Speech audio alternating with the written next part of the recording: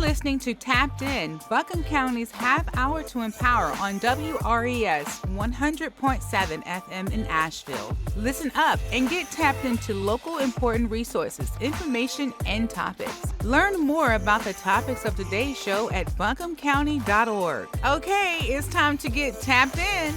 Hello, and greetings to all that are listening to my voice. You know what it is. It is Tapped In. And I'm your host, Zakia Bell Rogers. And I'm Leonard Jones. And Leonard and I come to you from the Communications and Public Engagement Department of Buncombe County. We're real heroes, we're Cape. And today I would like to introduce our two special guests, two licensed therapists and addiction specialists here in Buncombe County, Dr. Noriel Armstrong, who happens to be Buncombe County's Chief Equity and Human Rights Officer, as well as Tiffany Hanacho. Sorry if I butchered that. With Justice Service Director. Today we will dive into the current opioid crisis and substance use disorder within our community, especially the increase of overdoses in the Black population. All right, and welcome. So tell us just a little bit about yourselves. Whoever want to go first. I'll go first. So I am Dr. Noriel Armstrong. I go by Dr. No. Hello. Glad to be here. Born and raised in Texas. Been here for 7 years. Worked as a licensed clinical mental health counselor here, a professor, and now enjoying my time with the county. All right, Tiffany. Tiffany actually has roots in Asheville. So I surely do. Grandparents, great-grandparents, but I grew up in Brooklyn, New York. Again, my name is Tiffany Hanacho. I am a licensed therapist and addiction specialist as well. I've worked in detox inpatient hospitalizations, which we'll talk about. I've worked in the emergency room, and most recently, working in Buncombe County in the role of Justice Services Director. Awesome. Thank you so much. It's just so good to have you all here with us today. And so we're going to give a little back history to where we're going to go today. So in 2020, their overdose death rates, and this number of drug overdoses per 100,000 people, increased 44% for Black people and 39% for American Indian and Alaska Native. People compared with 2019. According to the new CDC Vital Signs report with drug overdose data from 25 states and the District of Columbia, in 2020, the overdose death rates among Black males 65 and older was nearly 7 times that of white males 65 and older. People 15 to 24 years old experienced the largest rate increase, which is 86% compared with the changes seen in other age and racial groups from 2019 to 2022. So before we start, I want to plug in that, as we know, there is a growing rate of fentanyl usage and mixing it in many street drugs. We also understand that many of these individuals have experienced a great deal of trauma, which is so wonderful that you both have a background in therapy and substance abuse treatment. Whether it be physical or emotional, we understand that it has led them to this place in their life. Even though we are in a substance use epidemic, we are still involved with people who deserve quality help, care, dignity, and respect. So let's jump into it. Leonard, you want to start us off today? So what is an opioid? Great question. So I'm going to kind of talk through it from a technical term and then break it down. So opioids are common types. They are like oxycodone, oxycontin, hydrocodone, which we call Vicodin, morphine, and methadone. Different from a normal generated opioid is fentanyl. Fentanyl is a synthetic opioid considered as a pain reliever. And most of these medicines are given out to patients who come in with high levels of pain or pain tolerance. But then when you get off of the medicine and you no longer have the prescription, that's when people lead into heroin and meth, because it gives you that same feeling, but without the prescription drug medicine. And so that's what's led to this overdose and overusage of opioids and has caused this epidemic in the country. Currently now, even with fentanyl, and this is for the parents and even the kids out there, they're starting to make it look like Skittles. And they're starting to dye it different colors like red and purple and green so that you want to use it. And they are mixing fentanyl in other drugs. So please, please, please, if you are listening to the sound of my voice, be very careful in what you are purchasing, buying, using, because that is what is happening more and more here lately. Mm-hmm. But you said that they're dying up to match the color of Skittles, Mm-hmm. and so they're playing to a younger audience. Yes, because if I can get you addicted younger, then I have a customer for longer. Yeah, Mm-hmm. and so we understand that a lot of these kids. I mean, we just came out of a viral pandemic, and as we're coming out, everybody's wanting to experience life because for 2.5+ years we have been shut in, and so people are feeling they need more to experience fun. So what are we seeing in our young folks, our kids and teens? So I will start with teens and kind of work my way down. I worked at Mars Hill as a counselor, and so a lot of the college students are having these pill parties. College and high school. I'll even throw some high school kids in there where it's like, go raid your parents' cabinets, your grandparents' purses, bring whatever, and just dump it all into this big bowl. And then you just go to the party, and there's other alcohol and maybe marijuana there, and then you're just picking, but you have no idea what you're picking out of that bowl. And if you're on other medications for maybe asthma or allergies, or you have other health conditions, mixing that plus the pills in the bowl, plus the alcohol is a disaster waiting to happen. So we see a lot of that. We see a lot of peer pressure, which has been around, but just, wanting to try and experiment, like you said, getting out and live and do something new. But these children really don't know what they are getting into. So please put up your medicines, lock them up high, put them away. Keep the labels on them if you don't need them anymore. Find out where you can discard them. Mm-hmm. There are places, there are little prescription boxes where you can go and discard your old prescription drugs, because that's dangerous in the hands of anyone. Yeah, and so it's almost like we need to start a campaign just for parents. Lock up your medicines.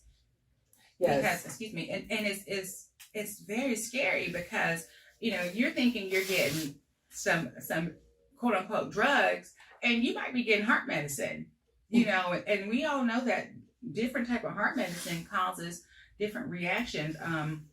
I think it's called Lasopril, where a lot of African American folks are allergic to, and it causes swelling and things like that.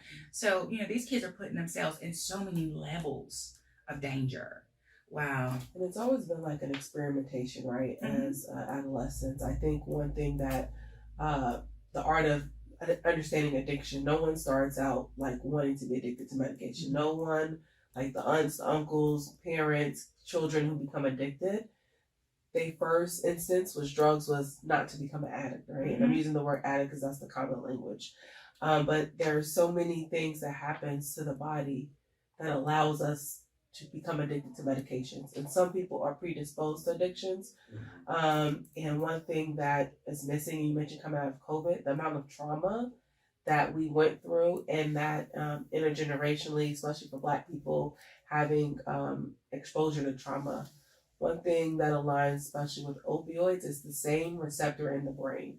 So the trauma response in the brain is the same receptor that feeds into opioids.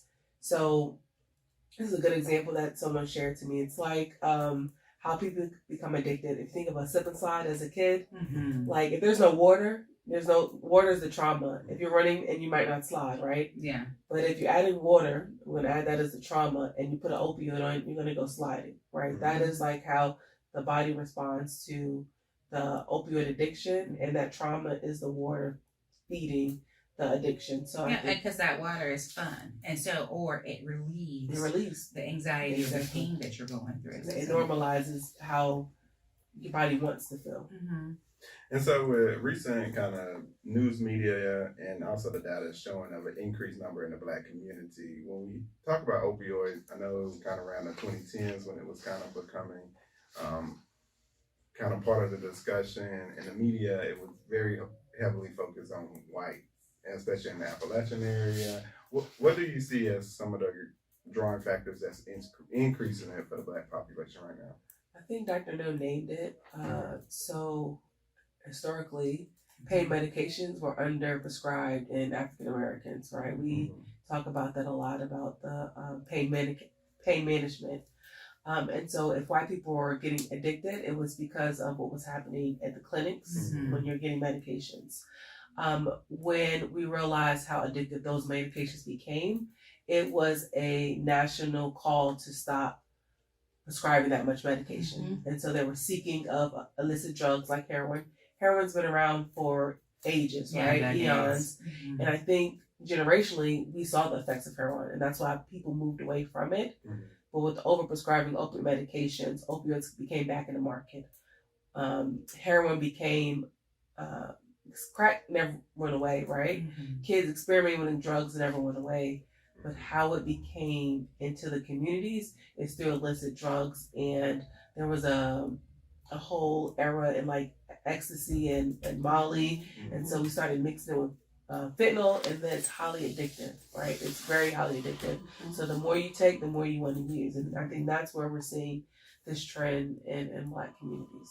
Yeah, I spoke with a young lady, and she was saying that she was looking to buy Percocet, and she had no idea that fentanyl was in the Percocet that she was taking, and now she can't get off of it. She has actually coded because of this, or I don't know the correct term. Overdose. Thank you so much. Overdosed on the fentanyl. And she stated, even though I have overdosed, I can't let it go. And so I don't think people understand that, this is not just a choice. I'm not just like deciding to go outside without an umbrella and it's raining. Exactly. This is something I can't control. I am outside because I don't have an umbrella, and they're outside because they don't know the resources, and they don't know how to get out, and they don't know how to address the trauma. Going back into the Black communities, for so long, we've been told not to tell what goes on in our house, because we know during the crack epidemic, babies were being taken away, mothers were thrown in jail, families were separated, and let's just be honest, back in those days, there were not therapists that looked like you giving us that help, that looked like us. And now we're able to say, okay, you can tell someone, and they're going to keep it, and they're going to help you process it. So I think that's so important also to touch on as well, is the mental health piece. Yeah, I definitely say to please tell, to please talk, and to please know and understand that opioids is not a white person's drug. Opioids affects everyone, and we're seeing extreme increases within the African American community. From 2019 to 2021, the African American community had the largest increase of opioid use. So drugs affect everyone, and it is rampant here within our African American community. And so, and because I've heard this as well, yes, still pray about it, still go to church, still talk to your pastor, and get a therapist. Yes. And go to the hospital, and go to the doctor and see and say what's going on, because it can be both and. You can go to your religious leader, your faith-based, you can go to your family, and you can also go to a medical institution or not institution, but a medical facility, a mental health facility, and get support and get help, because when you know better, you do better. And so if you don't know, then you're going to kind of keep following in the cycle. And it shows the younger generation that it's okay to talk about it, and it's okay to share, hey, the little Billy at school today told me to try this pink pill, and I started to try it. But if we don't ever have those conversations, then we can't start telling our children, no, if you don't know what it is, do not try it.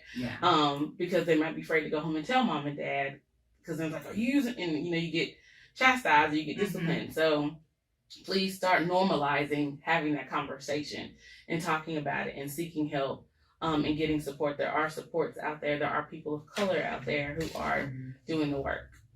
Go ahead, Leonard. And so I'm a father of two sons, and so I have a college-age son as well as a high schooler, and both of them play sports. So my question is, as a family member or someone caring for kids or young, what are some key signs you should be looking at? I know you always kind of advocate and talk to your kids to encourage them not to make poor decisions or make decisions that may impact them in harmful ways, but what are some of the things families can look out for? I think these are signs you look out for in any age. One thing that to notice the difference between I say addiction-seeking behaviors, signs of active intoxication, and then signs of withdrawal. addiction seeking behaviors. You can see someone withdrawing, medicines going missing in the medicine cabinet. Your jewelry end up going missing because loved one needed some money to go pawn something. Staying out all night, not coming in. Signs of intoxication, nodding off, especially when it comes to opioids and depression. Falling asleep, looking drowsy, looking at how the skin looks and marks. Sometimes opioids are mixed with stimulants and methamphetamines if the person is appearing, let's say, delusional and responding to things that aren't there. If you notice by their veins that you're seeing marks, that's an indication of IV drug use. So there are a few. Dr. No might have some more she can add. I think withdrawal is one of the main reasons why people can't stop using. And we don't recognize that enough, because after you overdose, you say, why that person just doesn't stop? Like, they almost died, they've coded, they need a CPR, they should just stop. But when your body comes off that drug, it's immediate sensation to want more.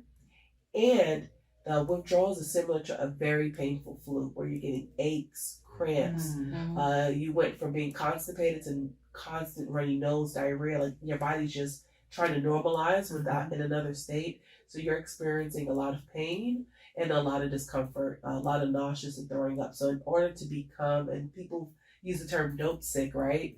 In order to prevent that, you got to keep using. And you're not getting the same sensation of your first use, so you're going to use more, and that's when you see those more drug-seeking behaviors. Dr. No, anything you want to add? Yeah, completely agree.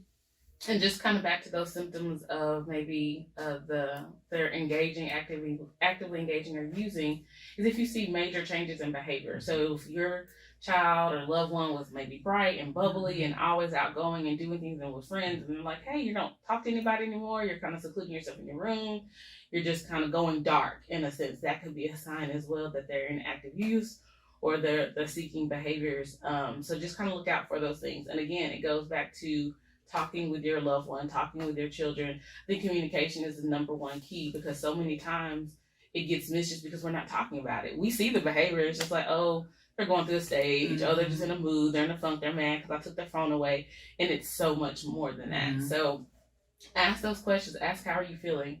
Ask them what's going on. Ask them, if something happened in that school that you want to talk about. You don't have to just come to go, are you doing drugs? Because they're probably going to be like, no. Or mom or dad, stop. But just ask them and tell them it's okay if you are. I want to help. Yeah. And I think a lot of times, kids are so afraid to disappoint their parents, even if they tried something and they're feeling sick about it. I know I try not to use, I have a 7-year-old, and I try not to use the word disappointed with her, because we know that carries such a hard burden all the way through life, all the way up into your teenager and an adult. You don't want to disappoint your parents. And so how would you tell a parent to come to their child, how to start that conversation? Because, as we become adults and we have kids or we're working with youth, we are terrified with having everyday conversations. Like, we can sit here and talk about drug usage, but to go to our kids and talk about those things. So how do we break that ice? I think one of the main ways to break the ice is just to realize that, yes, you are the adult and you are the parent, but y'all are both still humans. And kind of having that conversation. And it takes some vulnerability. And I think parents, especially from a generational perspective, in the African-American family, it's like this hierarchy. I'm the mom, I'm the dad, I'm the parent. What I say goes. There's this line of demarcation. You don't step over it. But that causes a lack of that communication. And so I feel like kind of saying, yes, I am the parent and what I say goes, but also you are an individual and a human who are developing. You have questions, you have thoughts. If there's anything that you want to talk about, come to me, let's talk. And I think if you can have that conversation and they know, then they're more likely to, have that conversation. I remember growing up, my dad was like, my mom didn't use like, oh, your tatas and your woohoos. It was breast, it was vagina, it was penis, and it was like, and they are not to be touched by anyone. And if someone touches you, you come tell us. And so when a little boy in the 2nd grade touched my breast, I ran straight home, was like, I got touched today in school. And he got up to the school the next day and took care of it, because it was a conversation before anything ever happened that told me it's okay to come to me, tell me, say something.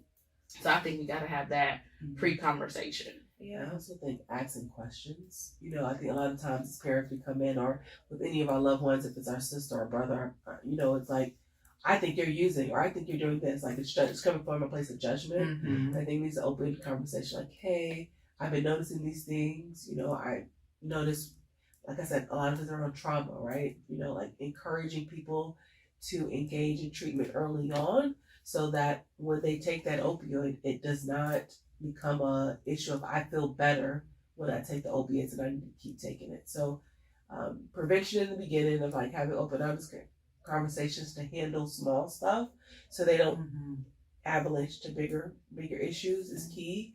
Asking open questions in a setting that's like a conducive environment, right? So. And I think a lot of times when our youth or even adults, when they're, because people always say, well, why would they try it?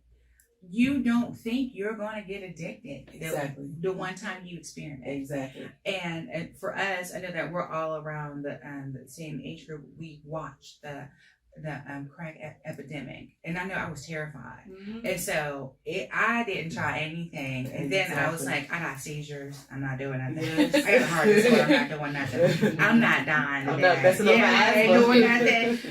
And so because you saw beautiful people lose it all. Yes. And go to the bottom. And so, but none of those folks was like, I'm going to do you this journey and I am going to lose it all. No one goes in thinking that. So I think that's the one thing we have to understand is that, one, they're trying to escape from something. And when your community has been for years oppressed and the services that are available to others are not available to you without, repercussions, you look for something else, and you should do the things that are in your neighborhood.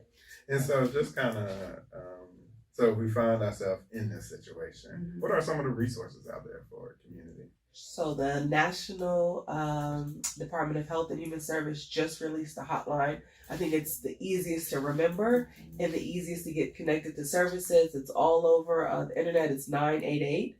So if you need resources, instead of calling, 911 unless it's an emergency situation, calling 988. Locally here, they'll probably dispatch our mobile crisis unit, which can actually come to your home and do an assessment.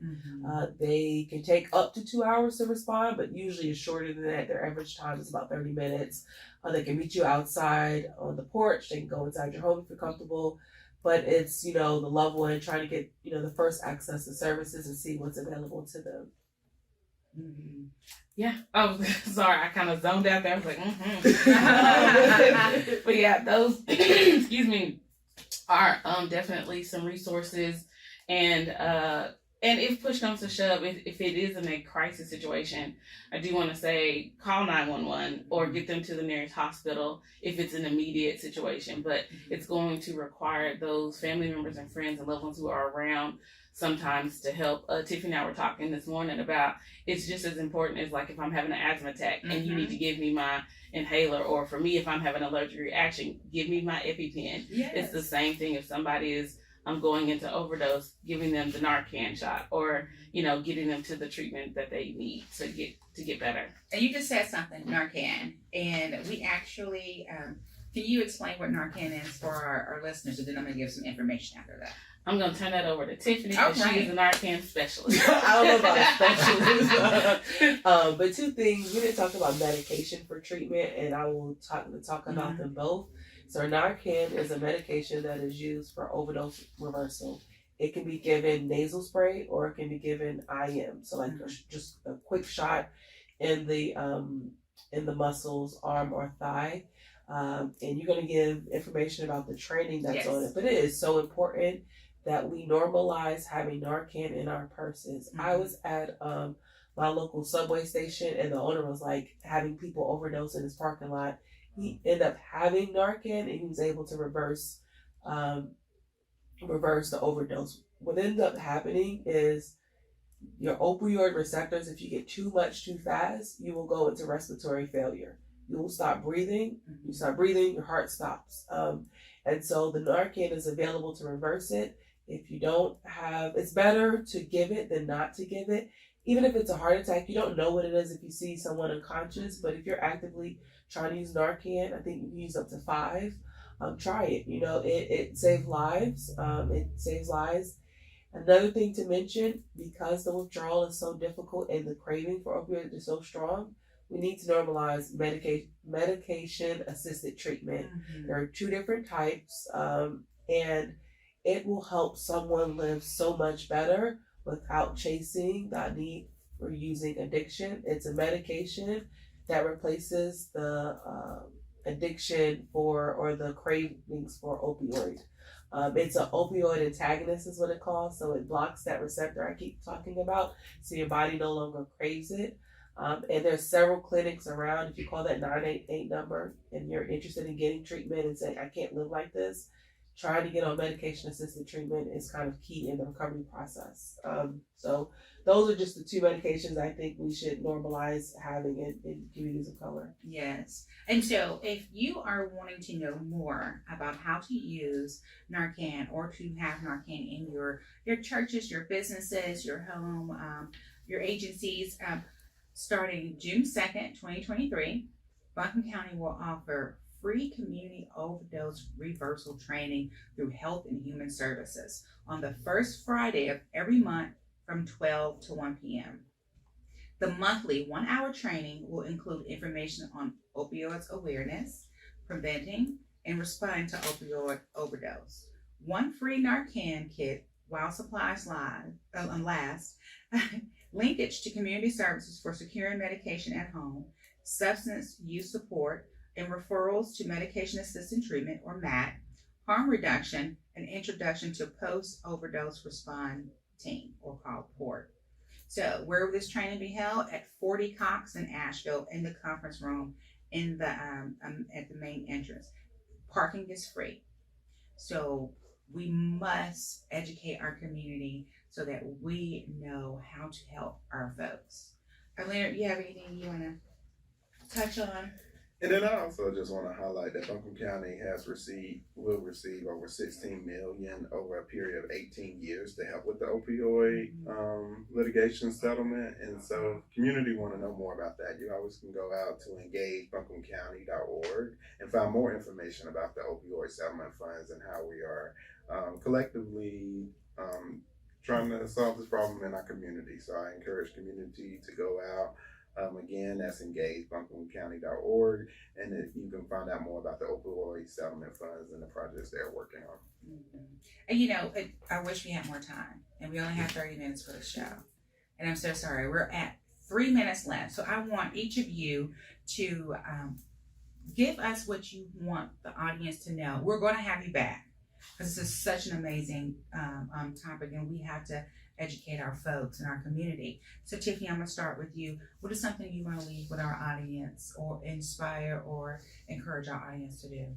Sure. I think for me, it's getting loved ones treatment, getting yourself treatment. Personally, I know professionally, I said, my background in addiction, but I've lost 2 cousins to opioid overdoses. And I think if we know what we know now, how can we have saved lives and making sure that we can get folks into treatment. Again, I would encourage us to learn more about using Narcan, having Narcan in our homes, and encouraging loved ones to try medication-assisted treatment. Yeah, I'm gonna second that. The June 2nd date or the dates coming up with the training, please come out, tell your church members, tell your coworkers, tell your friends, show up. The more of us, like Tiffany said, we all have Narcan in our purses. Those are lives that we can save, or in our backpacks or in our duffel bags, whatever, at the gym, wherever you may be. And just know that it's a conversation. So start with talking. Let's reduce the stigma around it. We know it's happening. Same with mental health. Let's reduce the stigma. If you're having those traumas that may lead to the opioid use in the first place, let's talk about getting you into therapy and working through the trauma so you don't need to rely on the opioid or the other medicines. So those will be my points. And again, I would just like to highlight that hotline. So if you're looking for resources or just trying to look for those resources to help you or your loved ones, remember that 988. Again, I repeat that hotline number is 988. All right, and as always, we have to wrap this up. And I would say a lot of times we as people, we're so scared to have uncomfortable conversations. But we sit uncomfortably all the time. We're uncomfortable in certain chairs, we're uncomfortable in certain audiences, and we're uncomfortable just within our own skin. But if someone took the time to talk to you about what would make that chair better, what would make that space better, and why you don't feel you fit in your skin, how would it change your world? So take that and look at your family members, your community members, or people you engage with. It is important to have conversations that are uncomfortable, because when you remove the uncomfortableness, you build a bridge. You build a bridge of communication. You open up lines that you never knew you had before. It is not about blaming anyone. It is not about making someone take ownership. It is about providing education and support. We're all born with dreams. We're all born with a heart willing to love. We're all born with a purpose. Maybe your purpose is to help someone, guide someone, to find support, or to be a listening ear. Whatever you were designed to do, make sure you do it in love and compassion, because we are all one traumatic event away from a bad situation. And that's just the truth. And we are one Buncombe every day of the week, every hour, every minute. And we encourage you all to visit our webpage, to get involved, and to engage. From me to you, this has been an episode of Tapped In. Thank you for listening to Tapped In, Buncombe County's half hour to empower, here on WRES 100.7 FM in Nashville. Learn more about today's topics at buncombecounty.org. Otherwise, stay tuned for more great episodes coming up.